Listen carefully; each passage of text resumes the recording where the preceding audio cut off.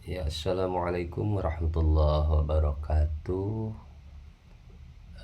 Bersama saya nama Taufik Munawar dengan NIM 228113073. Pada kesempatan hari ini saya akan sedikit memberikan video pembelajaran tentang rukun-rukun sholat. Oke, assalamualaikum warahmatullahi wabarakatuh.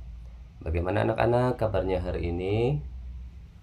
Alhamdulillah, anak-anak yang soleh sudah pastinya siap hari ini untuk belajar sedikit tentang macam-macam rukun sholat.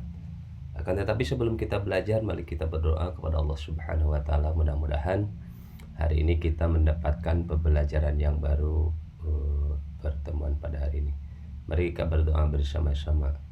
Bismillahirrahmanirrahim. Rabbi shrah li sadri wa yassir li amri wahlul 'uqdatam min lisani yafqahu qawli. Ya fattahu ya alim, ya fattahu ya alim, ya fattahu ya alim. Rabbi zidna ilma warzuqna fahma birahmatika ya arhamar rahimin. Walhamdulillahi rabbil alamin. Amin ya Allah ya rabbal alamin. Pada kesempatan kali ini kita akan sedikit belajar tentang sholat.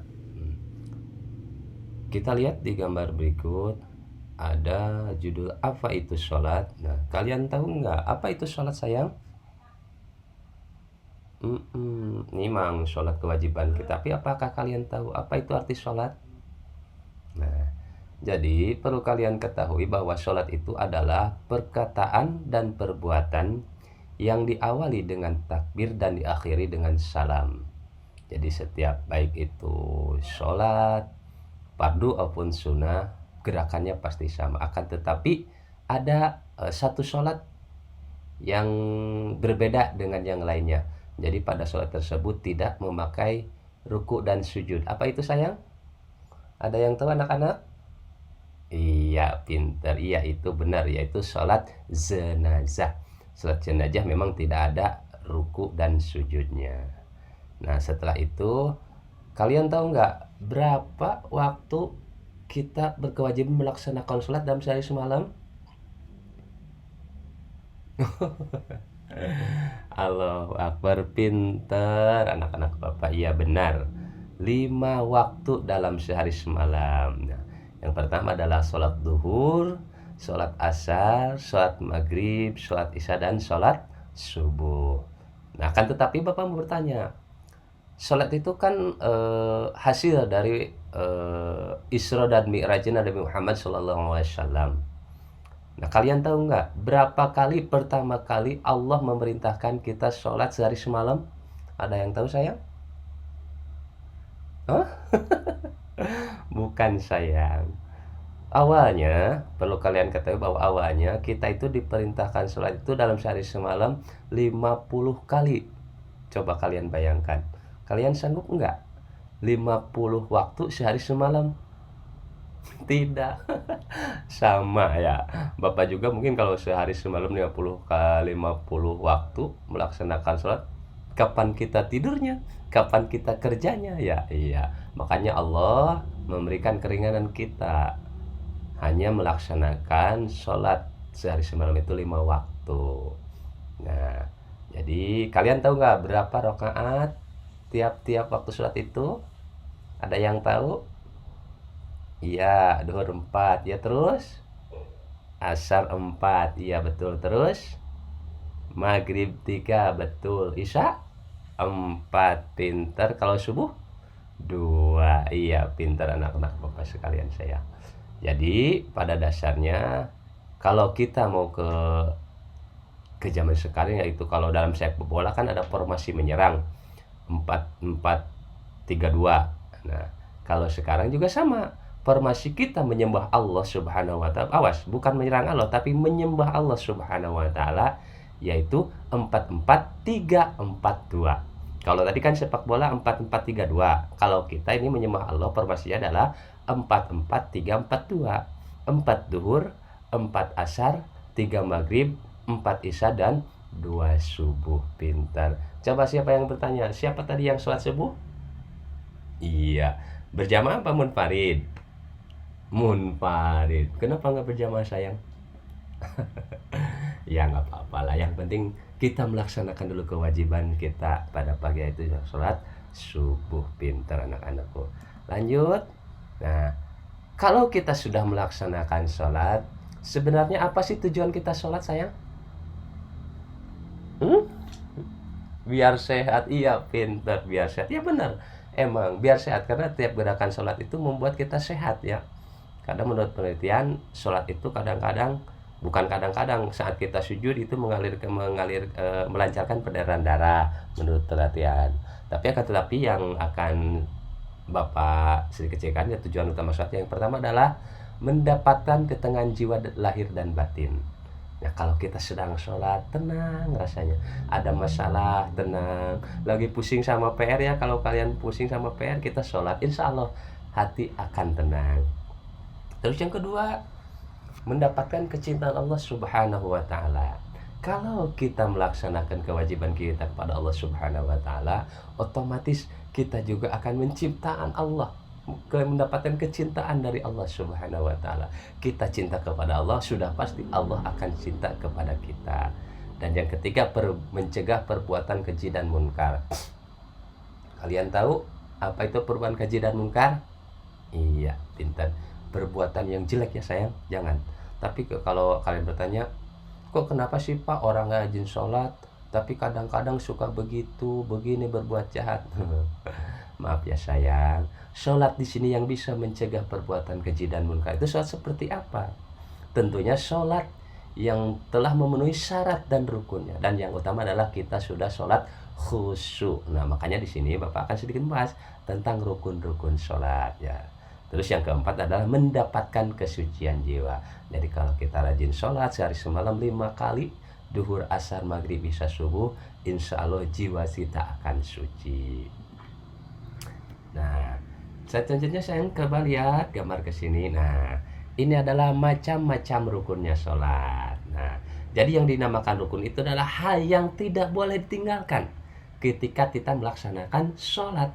Kalau salah satu ditinggalkan, tentunya sholat kita tidak, iya pintar, tidak sah. Nah yang pertama adalah rukun sholat adalah niat. Kalian sudah paham kan niatnya, sudah apa semuanya? Duhur, asar, maghrib, isya, subuh. Iya pintar anak-anak Bapak. Niatnya macamnya ada usolli fardhu duhri, usolli fardhu asri, seperti itu. Cuman yang membedakan adalah rokaatnya dan munfarid atau berjamaah. Yang kedua adalah berdiri bagi yang mampu. Nah kalau kalian mesti mampu semua ya kan berdiri. Nah jadi kalau kalian masih selama sehat, badan sehat, kalian harus sholat dalam keadaan berdiri. Kecuali bagi yang sakit, berbaring atau sambil tiduran duduk ya silahkan. Karena dalam ibadah kita itu banyak rusuh, banyak keringanan. Kalau kita tidak mampu berdiri, boleh duduk, boleh tiduran. Kadang-kadang sakingnya boleh dengan hati saja ya. Terus yang kedua adalah takbiratul ihram. Takbiratul ihram itu adalah kalimatnya apa sayang? Iya pinter, Allahu Akbar. Nah, Allahu Akbar. Ingat, tata cara takbiratul ihram mengangkat tangan antara laki-laki dan perempuan berbeda. Kalau laki-laki tangannya terbuka, kalau perempuan tangannya tertutup. Ya takut bau keteknya. Bukan seperti ya sayang, tapi emang sesuai kesunahan dari sana. Jadi kalau laki-laki terbuka tangannya, kalau perempuan tertutup. Yang keempat selanjutnya adalah membaca suratul Fatihah. Surat Fatihah adalah surat pertama dalam Al-Quran, artinya pembuka. Nah awas, katanya kalian harus hafal. Sudah hafal semuanya Al-Fatihah?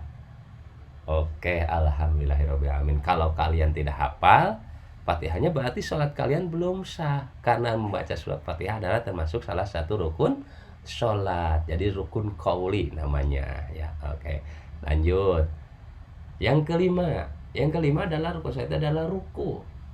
Ruku adalah posisi menundukkan badan kita, setengah badan kita, tangan kita diletakkan di lutut kita. Nah, posisi kepala kita menghadap ke bawah melihat tempat sujud kita. Nah, coba kalian lihat di gambar. Nah, ya ada kan posisinya seperti itu. Nah, ruku tegak lurus ya, kalau dibilang bisa dibilang rata-rata air. Oke, yang kelima ruku ya. Yang keenam adalah tumanina. Tumanina itu apa sayang? Belum ada yang tahu? Nah, Jadi kalau Bapak ketahui ada ya, Bapak kasih tahu tumanina itu adalah sukunun ba'da harokatin. Artinya adalah diam setelah bergerak. Jadi setelah kita ruku, kita jangan dulu baca subhana rabbiyal azim, tapi diam dulu. Kalau badan kita sudah diam, baru membaca subhana rabbiyal azim wa bihamdihi. Setelah itu kita tumanina dalam ruku, terus i'tidal. I'tidal apa sayang? Iya, berdiri setelah ruku. Sama. Termasuk rukun sholat yang ke-8-nya adalah tumanina dalam i'tidal. Sama, kita juga harus tumanina. Diam dulu, baru membaca Rabbana lakal hamdu mil'us samawati wa mil'ul ardi wa mil'u ma syi'ta min syai'im ba'du. Pintar anak-anak Bapak ya. Oke, lanjut. Yang ke-9, setelah kita i'tidal, berarti baca doa, lanjut kita adalah sujud. Sujud, coba kalian lihat di gambarnya, posisi tangan kita, telapak tangan kita, dua tangan telapak tangan kita adalah di bawah pundak, sejajar dengan pundak. Terus kaki, nah telapak kakinya dilipat, karena itu adalah termasuk anggota sujud. Awas, kakinya jangan diangkat. Nah, kalau yang masih sehat ya, kan kadang-kadang Bapak lihat yang sering bercanda, kakinya diangkat-angkat kedua-duanya. Ya, sekarang kalian mumpung masih kecil, belajar sholat yang benar, gerakan sholatnya ya. Anggota sujud yang 7 itu harus tepat ke tempat sholat kita. Anggota sujud adalah dua telapak tangan, dua telapak kaki, lutut, dan ya, pinter. Setelah itu, setelah sujud tetap kita adalah tumanina dalam sujud. Jadi sebelum kita membaca subhana rabbiyal a'la, tetap kita tumanina dulu, sama seperti yang tadi gerakan sukun sholat yang lainnya. Setelah tumanina dalam sujud kan 2 kali itu tiap rakaat. Nah setelah itu ada duduk antara 2 sujud atau duduk iftirosh. Nah ini kadang-kadang Bapak melihat kalian salah dalam posisi duduk. Nah kalian lihat, bedakan antara duduk iftirosh dan duduk tahiyat akhir. Oke, kembali ya, maaf, duduk tahiyat akhir. Nah posisi kaki kita didudukin oleh pantat kita ya. Maaf aja dong. Nah itu duduk iftirosh, duduk antara 2 sujud. Setelah itu tetap tumanina tetap digunakan dalam setiap gerakan sholat kita. Dan yang ketiga balas duduk tahiyat akhir. Nah sekalian posisi lihat, posisi kakinya, jadi telapak kaki yang sebelah kiri dimasukkan ke kaki yang sebelah kanan. Itu adalah tahiyat, duduk tahiyat akhir. Dalam tahiyat akhir kita harus membaca tahiyat akhir, at-tahiyatu barakatuh sholawat. Terus jangan lupa membawa sholat atas Nabi, Allahumma sholli wa sallim ala sayyidina Muhammad ilal akhir. Nah setelah selesai doa-doa tahiyat akhirnya, setelah itu membaca salam 2 kali, ke kanan sekali, ke kiri, ke kali. Ingat, yang wajibnya itu yang ke kanan ya. Assalamualaikum warahmatullah, as'alukal faujabil jannah. Ya pinter. Terus yang ke kiri, assalamualaikum warahmatullah, as'alukan najata minan nar wal afwa indal hisab. Pinter anak-anak Bapak. Berarti kalian sudah sholat ya. Buktinya hafalan sholat, bacaan sholatnya sudah hafal. Tapi ingat ya, perlu kalian ingat, kalau seandainya terjadi setelah kalian menoleh salam ke sebelah kanan terus kalian kentut, sholat kalian sah ya. Karena yang wajib itu hanya sebelah kanan, salam ke sebelah kanan. Kalau ke sebelah kiri adalah sunnah. Jadi kalau kalian setelah membaca assalamualaikum sebelah kanan terus kalian kentut, bata itu sholat kalian sah ya. Nah yang terakhir adalah tertib, dimulai dari takbiratul ihram sampai salam. Jangan sujud dulu baru ruku, tapi harus ruku dulu baru sujud. Nah begitulah anak-anakku sekalian. Dan di akhir slide coba lihat kalian. Nah, Bapak sertakan gambar gerakan sholat dimulai dari takbiratul ihram, ruku, tidak, sujud, duduk iftirosh, posisi kaki kita duduk iftirosh, dan posisi kaki ke tahiyat akhir, dan juga bacaan salam. Nah mudah-mudahan pelajaran kita hari ini bermanfaat khususnya buat Bapak ya, karena Bapak juga belum tentu sholatnya benar. Nah, oke. Nah mudah-mudahan kita semua bisa. Nah Yang menjadi pertanyaan, apa tuh itu tumaninah? Ya, seperti yang dijelaskan tadi, Bapak jelaskan tadi, tumaninah itu adalah sukunun ba'da harokatin. Jadi posisi kita diam sejenak setelah melaksanakan gerakan sholat. Oke.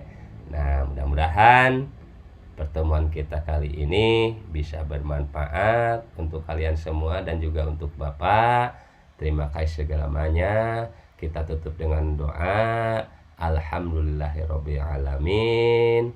Wassalamualaikum warahmatullahi wabarakatuh. Sampai jumpa lagi anak-anak. Mudah-mudahan kita selalu dalam lindungan Allah Subhanahu wa taala. Wassalamualaikum warahmatullahi wabarakatuh.